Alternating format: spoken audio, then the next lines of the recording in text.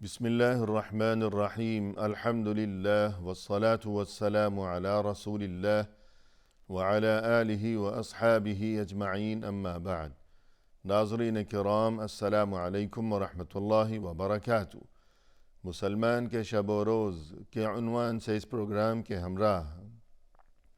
ہم آپ کی خدمت میں حاضر ہیں۔ آج کی اس ملاقات میں ہمارا موضوع ہے النفس المطمئنہ، یعنی مطمئن جان۔ در حقیقت دین اسلام میں ہمیں یہ تعلیم دی گئی ہے کہ انسان کو یہ بات معلوم ہونی چاہیے کہ انسانوں کا جو دل ہے یا جو نفس ہے یا جان کہہ لیا جائے، تو یہ نفس اس کی مختلف اقسام ہیں، اور یہ بھی حقیقت ہے کہ ایک ہی انسان، یعنی پہلی بات تو یہ کہ دنیا میں مختلف قسم کے انسان ہیں کہ جن کے دلوں کی جو اقسام ہیں، یا اس قسم کا دل ہے کسی کا اور دوسرے کسی کا دل ہے دوسری قسم کا، اور تیسرے کسی کا دل ہے تیسری قسم کا۔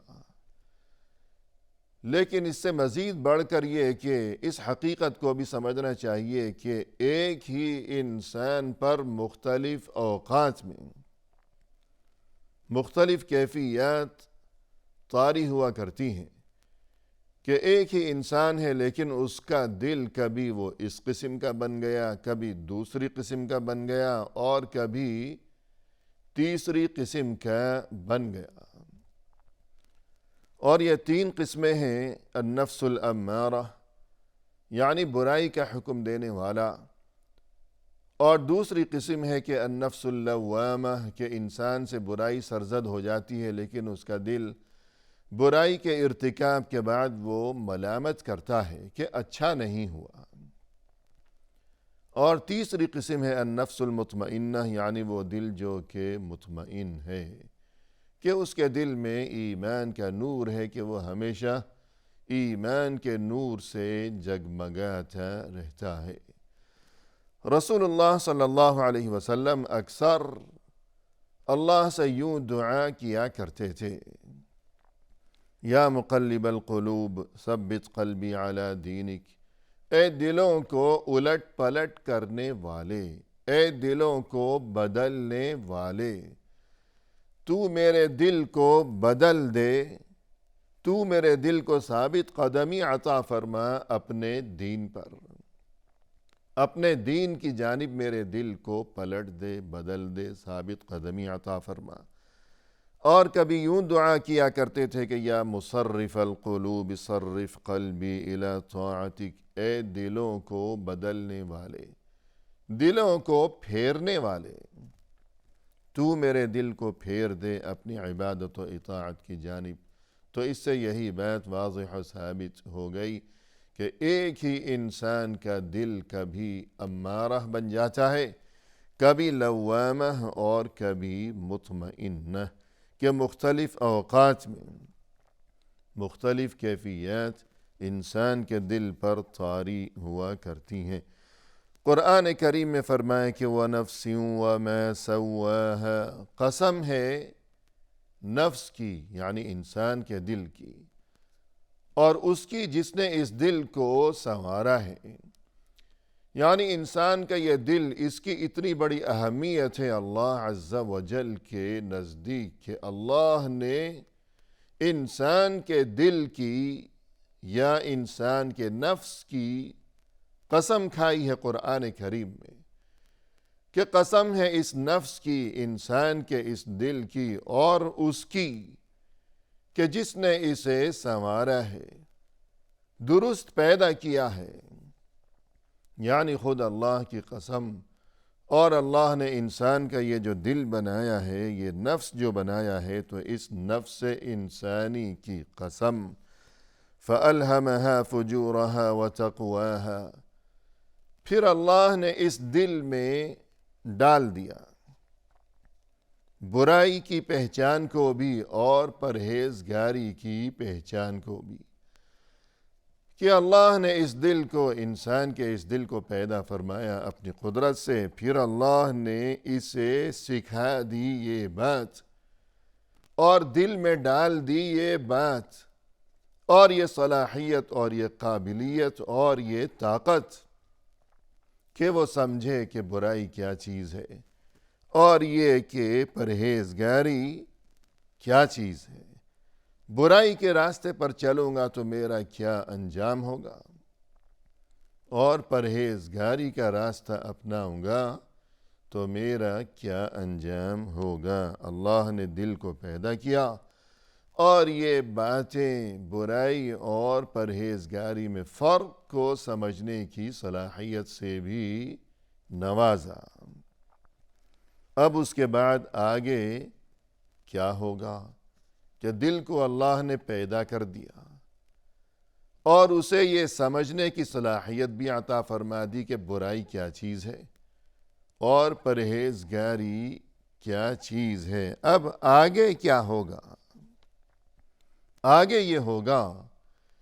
کہ اس بات کو سمجھ لینے کے بعد کہ برائی کیا چیز ہے اور اس کو اپنانے کا انجام کس قدر بھیانک ہونے والا ہے، اور یہ کہ پرہیزگاری کس چیز کا نام ہے اور اس کو اگر میں اپناؤں گا تو کس قدر عمدہ انجام میرا منتظر ہوگا، یہ جاننے اور پہچاننے کے بعد آگے اب یہ ہوگا قد افلح من زکاها وقد خواب من دساها۔ یقیناً کامیابی سے ہمکنار ہو گیا وہ انسان، کامیاب ہو گیا وہ انسان جس نے اپنے دل کو پاک اور صاف رکھا، اور یہ کہ بڑے خسارے میں اور نامرادی میں مبتلا ہو گیا وہ انسان کہ جس نے اپنے دل کو برائیوں میں دھنسا دیا۔ یہ انجام ہوگا کہ دل کو اللہ نے پیدا کیا اور سوچنے سمجھنے کی صلاحیت عطا کی، برائی کیا ہے اور پرہیزگاری کیا ہے، اور پھر یہ کہ انجام کیا ہونے والا ہے، اس بارے میں اسے تفریق اور تمیز کی قوت اور صلاحیت سے نوازا۔ اب جاننے کے باوجود، سمجھتے بوجھتے ہوئے جس نے اپنے دل کو پاک اور صاف رکھا تو یقیناً وہ کامیاب ہو گیا، اور جس نے برائیوں میں اپنے دل کو دھنسا دیا، آلودہ کر ڈالا، تو پھر اس کے لیے بڑی ناکامی و نامرادی ہے۔ الغرض یہ 3 اقسام۔ پہلی قسم الامارہ، نفس امارہ،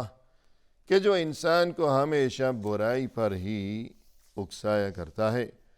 اور یہاں بالکل مختصر یہ اشارہ بھی ہو جائے کہ یہ لفظ ہے امارہ، برائی پر اکسانے والا، اور ہمارے معاشرے میں بہت سے لوگ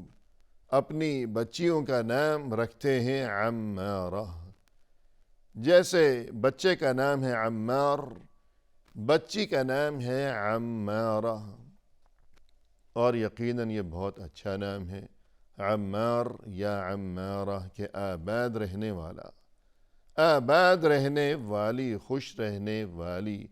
کہ تعمیر، عمارت، عامر، عمار اور عمارہ ان سبھی کے ایک ہی معنی ہے، یعنی آباد رہنے والا یا آباد رہنے والی۔ لیکن جب اس نام کا تلفظ کیا جاتا ہے تو عمارہ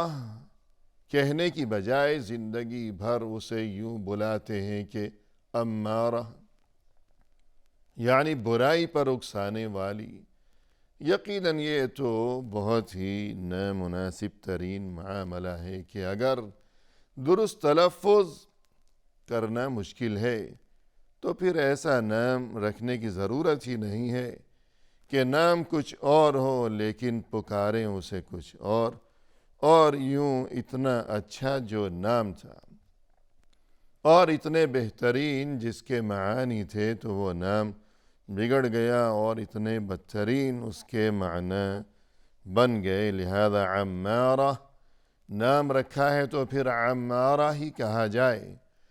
امارہ نہ کہا جائے کہ امارہ کے معنی ہیں برائی پر اکسانے والا دل۔ قرآن کریم میں فرمائے کہ ان النفس لامارۃ بالسوء الا ما رحم ربی، کہ یقیناً یہ جو انسان کا دل ہے یہ تو اسے اکثر و بیشتر برائی پر ہی اکسایا کرتا ہے، ہاں مگر جس پر اللہ رحم فرمائے۔ تو یوں قرآن کریم میں نفس کی اور دل کی یہ جو پہلی قسم ہے امارہ، اس کا تذکرہ کیا گیا ہے اس آیت میں۔ اور دل کی یا نفس کی دوسری قسم ہے اللوامہ، یعنی ملامت کرنے والا، کہ پہلی قسم تھی امارہ کہ انسان کا دل ہمیشہ اسے برائی کا راستہ دکھاتا ہے، برائیوں پر ہی اکساتا ہے، برائیوں کا ہی شوق اسے دلاتا رہتا ہے۔ اور یہ دوسرا نفس ہے اللوامہ، ملامت کرنے والا۔ یہ بہت زیادہ بہتر ہے پہلے دل کے مقابلے میں، امارہ کے مقابلے میں، کہ اگرچہ کبھی برائی سرزد ہو جاتی ہے انسان سے کہ دل اسے برائی پر اکساتا ہے، لیکن اس کے بعد فوراً ہی یہ دل اسے ملامت بھی کیا کرتا ہے کہ اسے چین نہیں آتا، سکون غائب ہو چکا ہے، اور یہ کہ ہر وقت بے چینی سی اور الجھن سی محسوس ہوتی ہے، اور سوچتا ہے کہ کاش میں یہ برائی نہ کرتا تو کتنا اچھا ہوتا۔ قرآن کریم میں فرمایا کہ لا اقسم بیوم القیامہ ولا اقسم بالنفس اللوامہ، میں قسم کھاتا ہوں قیامت کے دن کی، اور میں قسم کھاتا ہوں نفس لوامہ کی، یعنی وہ دل جو کہ ملامت کرتا رہتا ہو۔ تو یہ نفس لوامہ، اس کی بڑی اہمیت ہے کہ اللہ نے قرآن کریم میں اس کی بھی قسم کھائی ہے، جس طرح اللہ نے قیامت کے دن کی قسم کھائی ہے۔ تو اسی طرح اس کے بعد فوراً اگلی ہی آیت میں ملا کر نفس لوامہ کی قسم بھی کھائی ہے۔ یہ دو قسمیں ہو گئیں، پہلی قسم امارہ، ہمیشہ برائی پر اکسانے والا دل، اور دوسری قسم ہو گئی لوامہ، کہ برائی ہو جاتی ہے کبھی نہ کبھی، لیکن اس کے بعد انسان کو چین نہیں آتا اور اس کا دل اسے ملامت کرتا رہتا ہے،